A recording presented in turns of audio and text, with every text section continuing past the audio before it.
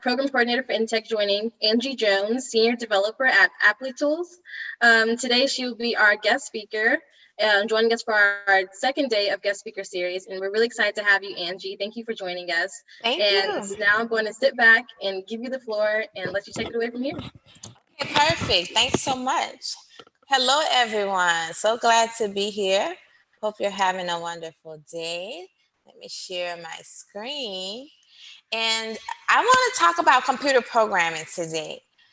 Um, Everybody can see? Can they see? Can you Yeah, see me? they can see. Okay, perfect. All right. Yeah, I want to talk about computer programming, and specifically how it's not just a man's sport. You know, sometimes people think about it as such. So that's what we're going to talk about today. Introducing myself, I'm Angie Jones. I'm an automation engineer and a master inventor. And in this talk, I'm going to share specifically what computer programming is, what's the thought process needed to be a computer programmer, some of the cool apps that people like us have made, and why I want you to join me in this field. All right. So, most of us grew up believing that computers are smart. However, that's not the case at all. Computers are actually incapable of thinking, so they must be told what to do by people who are called computer programmers. And computer programmers, they write the instructions for how a computer should behave in all types of situations. Now, every company is becoming a tech company. And what this means is they all need to have a presence online to sell their products or their services and to stay engaged with their customers. So, most companies, no matter which industry they're in, they have a need for computer programmers. The problem here is that we're not getting enough people to study computer science. We see this trend rapidly increasing as more and more companies have a need for programmers. With the prediction of over 1 million computing jobs open in the next 2 years. So there's so much opportunity here, but we need more people, specifically people like you. And I'm going to be honest with you, there's a shortage of people like you in the industry. There's only 21% of the computer programmers are women, and only 7% of the programmers are Black. This is pretty scary when you consider how every single industry requires programmers. So we need the minds of women and Black people building this technology to ensure that our people are considered when this stuff is made. You know how some computer programs or software, it's able to magically detect what an image is, right? That's actually not magic. It's machine learning. And programmers have to train the computers to be able to recognize things. Well, Google Images, their software mistakenly classified Black people as gorillas. So, how could this happen, right? Is it just a matter of the computer being dumb or racist? No, it's a matter of the people who worked on this program not including enough people who look like us in the training sets that they use to train the computer. Now, I'm sure that this was not their intention. There was no malice here. However, it's still an oversight and a glaring need for more people like us to be involved with building this type of technology. There have been lots of cases where voice recognition software is unable to recognize a woman's voice. Dumb computer? Nope. Again, the people who are making these programs are creating it and testing it with their voices, not ours. So, your mind, your ideas, and literally your voice is needed in tech because these are just a few examples of how technical products are missing the mark. And there are many more where our demographic is not being accounted for. And you know, Women tend to be more community oriented and they design software that helps others. This is the East Palo Alto Chica Squad. And this is made up of Black and Latina high school girls. And they entered a coding competition and they created an app that answered the question, what is a problem in your community for which you can create an app to solve? And they created Tag It, which allows people to virtually tag graffiti or trash within their neighborhood with the app and then schedule a cleanup event. So their research showed a likely market of 54 million people, consisting of those living in urban communities with smartphones. So this would be their clientele, right? For their work, they received sponsorship from Facebook and LinkedIn to cover their laptops, their phones, their food, and their facility while building this. So the companies are there to support us as well. We Read Too is a beautiful app created by my friend Kaya Thomas. Kaya created this app when she was still in school because most of the book recommendation apps that Kaya saw didn't include books for Black kids. And as an avid reader, Kaya wanted to address this need and make sure that we were taken care of too. So now the We Read Too is an app available for iOS and Android, and it includes hundreds of books with characters of color. Because of her excellent work, Kaya got to attend Black Girls Rock and meet US First Lady Michelle Obama. Now, everything doesn't have to be deep either, right? You don't have to use tech to save the world. You can use tech to make fun things that you and other people would enjoy. I remember back in the day, I used to play those little flash dress up games. I don't know if any of you have ever played those or if you play them now. But you would dress your doll from like a limited amount of clothing. They might give you like, 5 shirts or, 5 dresses or something to choose from. And then that was pretty much it. That was like the end of the game. So I got bored with that really quickly and I wanted some more excitement.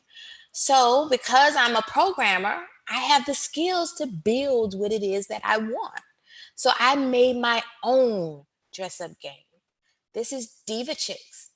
It's a web app that I made, which is a competitive dress up game. So users dress up their dolls and then they battle each other. And then the members of the game vote on which doll they like the best. Now let's take a look at the fashion battle feature of Diva Chicks. And I'll explain the mindset of programming this because I want you to understand, what goes into programming. Now remember, the computer knows nothing. It can only do what I instruct it to do. So what are the instructions? Well, any member can vote on the battle except the 2 who are in it, right? So this means the computer has to keep track of who is voting. And if it's one of the people in the battle, then don't show them this battle to vote on. Also, battles last for 1 hour, which means I need to tell the computer to start a timer when the battle starts and to keep track of the time that's passed. And when the timer shows 60 minutes has passed, I want the computer to end the battle. Okay, when the battle is over, a winner has to be decided, right? Again, the computer can't think. It needs instructions for every possible outcome. So I, as the programmer, I need to figure out what are those outcomes, right? And thinking about this, I realized there are 3 possible outcomes. So I'm going to give the computer instructions for how to handle each one of these, right? So I have the computer see how many votes were cast for each of the dolls and, do a little bit of math here. So if doll 1 has more votes than doll 2, then doll 1 is the winner. If doll 2 has more votes than doll 1, then doll 2 is the winner. And if they have the same number of votes, then that's a tie. All right. Then finally, I write the instructions to reward the winner their prize and inform them both of the result. And that's it. not too difficult. Any of you could have come up with these instructions as well, right? Now it's just a matter of writing these instructions down in a language that the computer can understand, and that's programming. All right. Which one of these did y'all say won the battle? All right, now it's your turn. I'm going to give you a problem, and I want you to think of how to program a solution to the problem. Now remember, programming is just a matter of giving the computer the instructions to solve a problem. So here's an ATM machine. You need to provide the instructions to the ATM, which is a computer, on how to handle withdrawal transactions. And we'll do this together, okay? So what's the first thing that we should tell the computer to do? I want you to take a few seconds and think about this. What's the very first thing? Take a couple of seconds.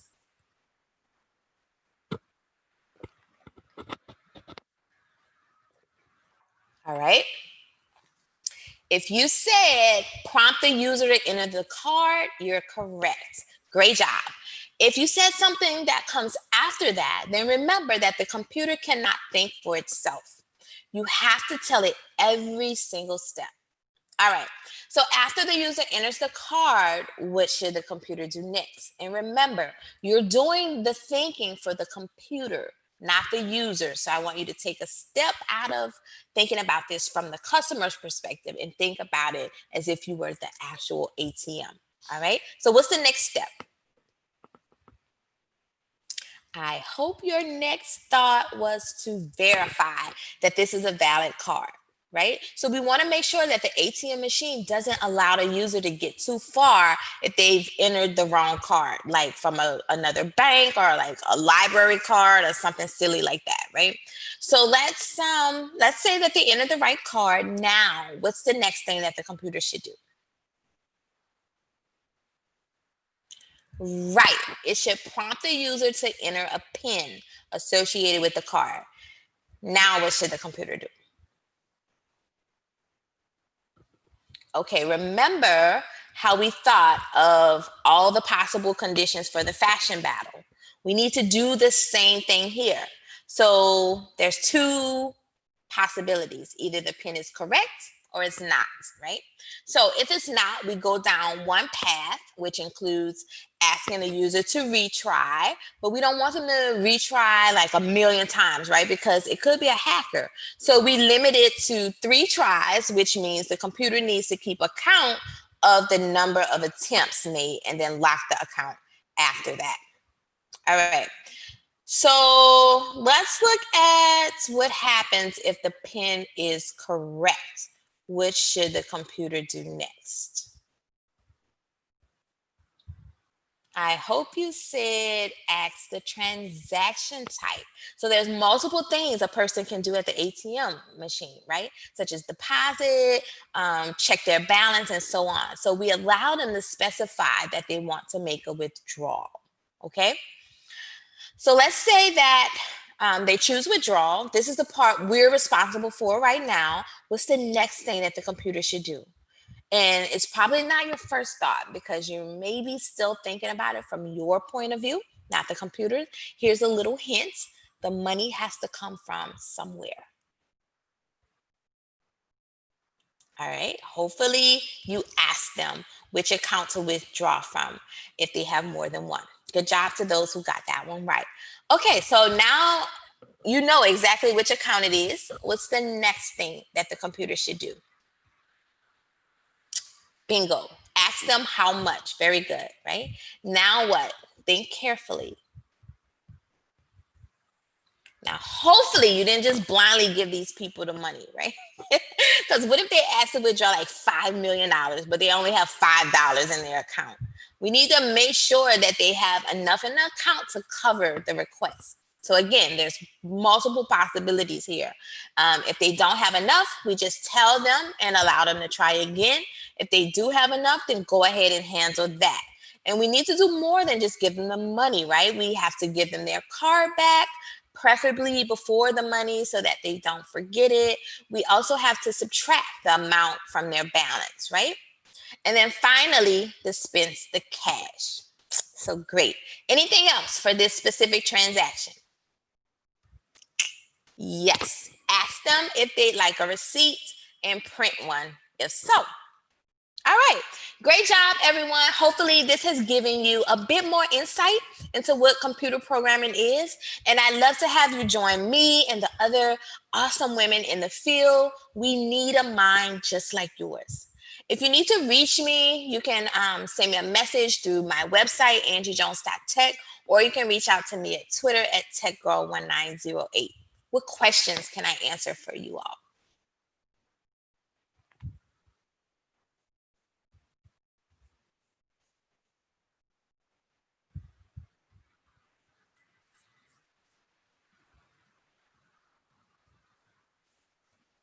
I can't hear you, Bree. I'm sorry, Okay. I was on mute. So thank you for sharing your wonderful presentation. And one question that we have from a scholar is, how did you get involved in computer science? What's a little bit more about your background? How did that develop?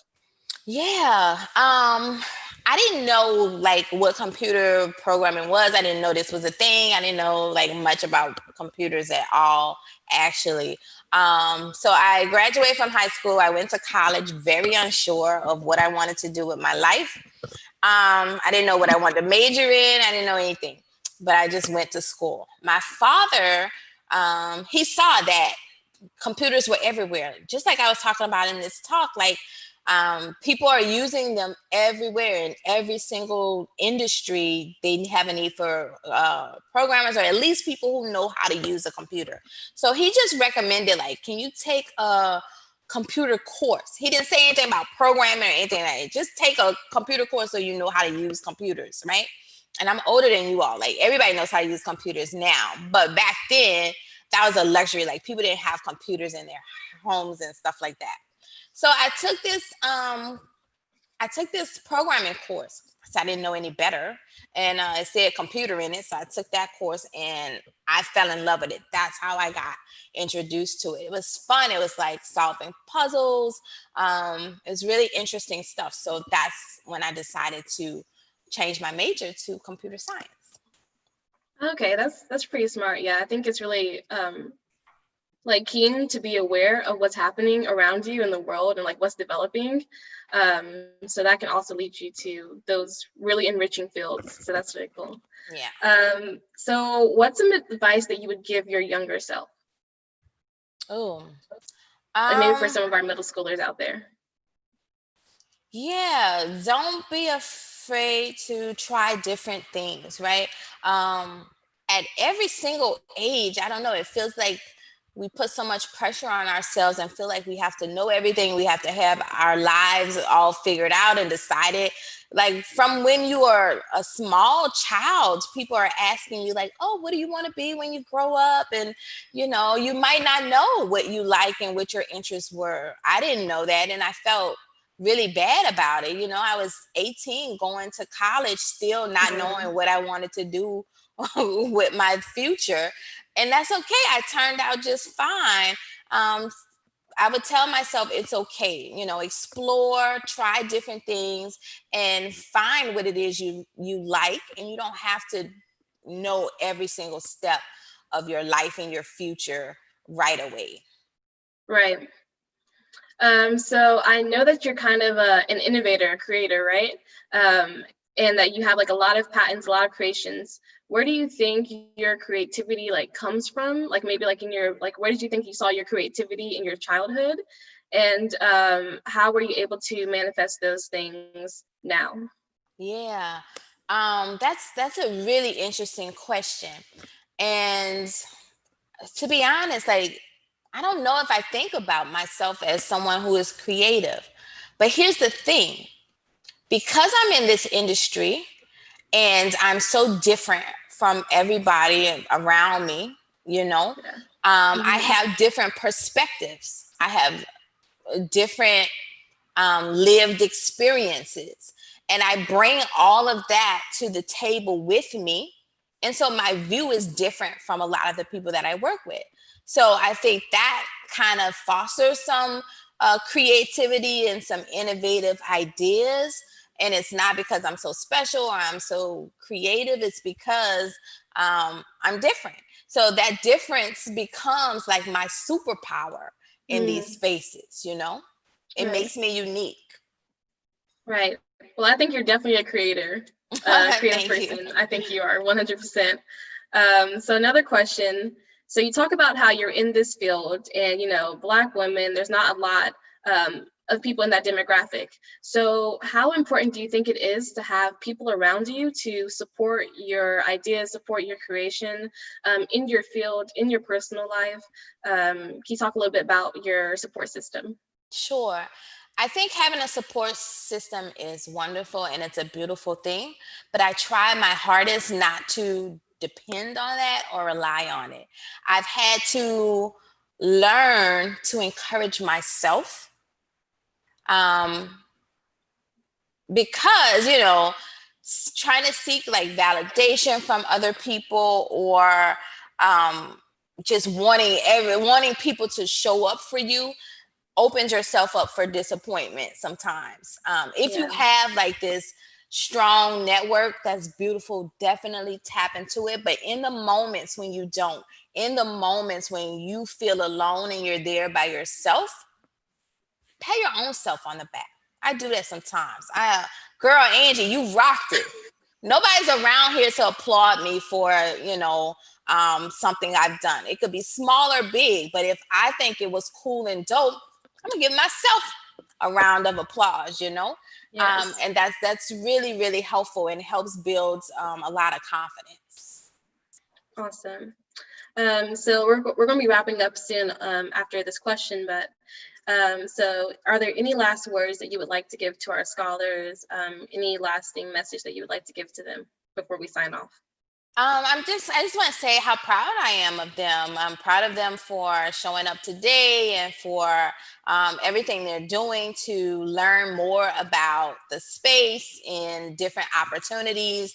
And whether they go into tech or not, it's okay. It's like I said, it's an avenue that you're exploring, and that's great. Hopefully, you love it and you'll decide to pursue it. But if not, that's totally cool too. Kudos to you for exploring your options.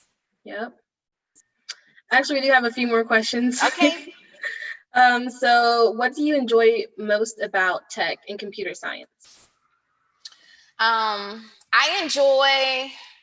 feel like I get to create magic, like programming is like you open up this blank canvas. So I open up like, I guess what would be considered like a blank sheet of paper.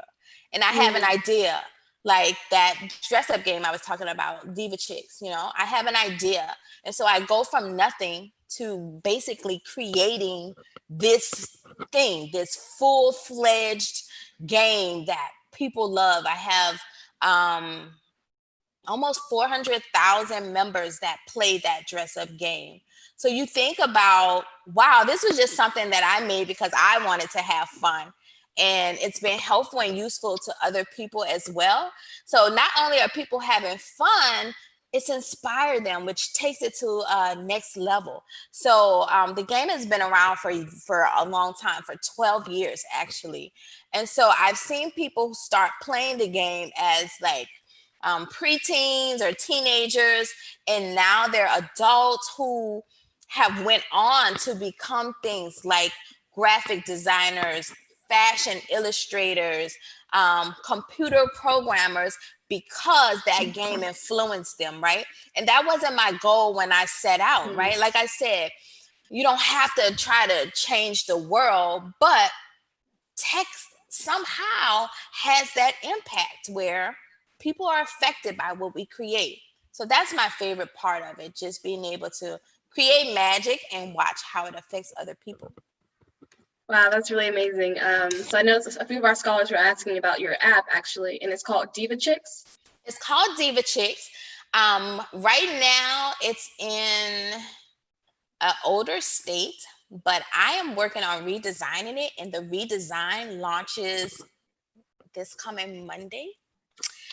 So I am so excited about that. So you can sign up now, or you can come next week But it's a lot of fun. It's a fun game. It's a really fun game. Great. I'll make sure they'll know about that. Okay. And I just want to say, everybody's gonna know. I'm gonna yell it from the mountaintops when I finish, because it's been a lot of hard work and I'm proud. I know it's gonna look great. I just want to say thank you once again for joining us.